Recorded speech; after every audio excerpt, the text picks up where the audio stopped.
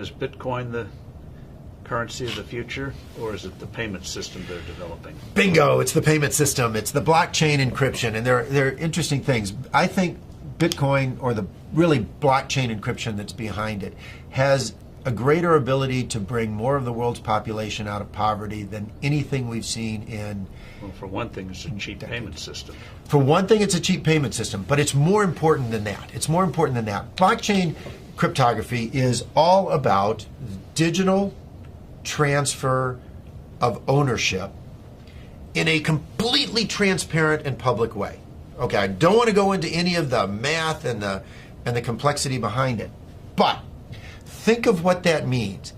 That means that I can actually record ownership in public in a digital means. 50% of the world's population has a mobile phone. I read an estimate this month that in 2020, 90% of the world's population will have mobile phones. That's probably a high estimate, but that's okay. Now, $35 smartphones. But we're throwing them away, and they can ship them off to emerging markets. But what's powerful about this, now think about Hernando de Soto. Yes. Okay. The Institute for Liberty and Democracy in Peru. I really think Hernando de Soto should win the Nobel Prize for the work he's done. I hope he does. But he's gone around the world and identified one of the most powerful things to the economy and the creation of wealth, and that is the ownership of property. Which you can then use as collateral.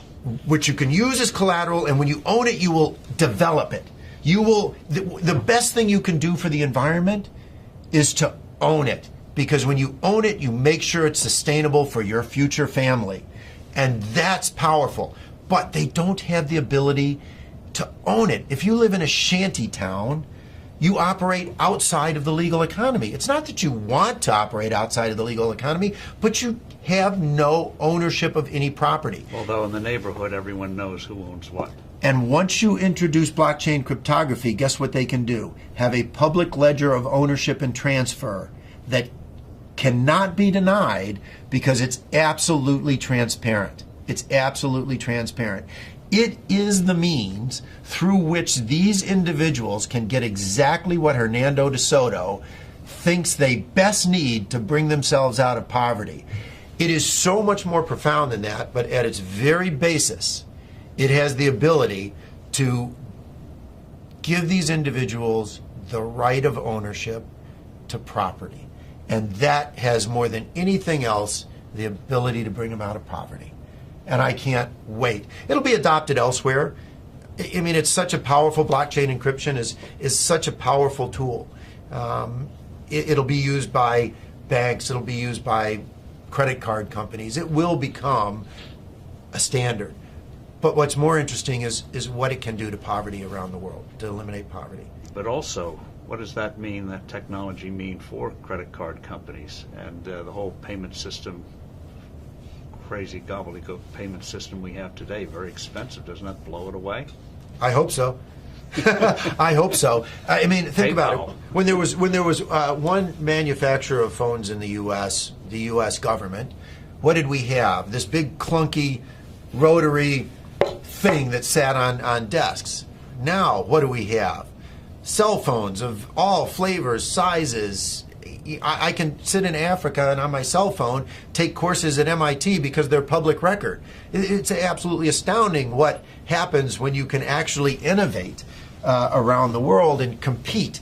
And what is happening is blockchain cryptography, forget Bitcoin, creates a competitive technology, a competitive innovation that these credit card companies will have to adopt. The ones that adopt it first will bring their cost base down.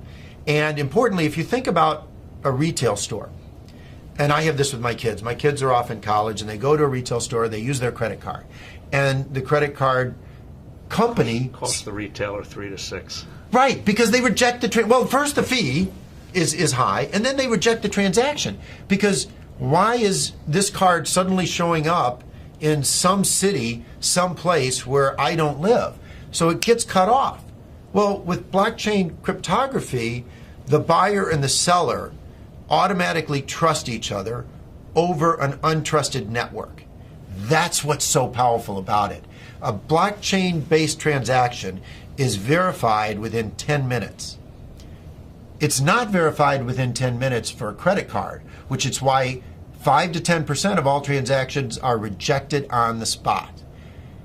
It's not verified until often days later. Even a check is not verified for days. And that is completely taken out of the system. So on day one, the retailer's sales go up because they don't have to reject the transaction and they save on the fees. It doesn't really get much better than that if you're looking for a disruptive innovation in any single industry. It's wonderful.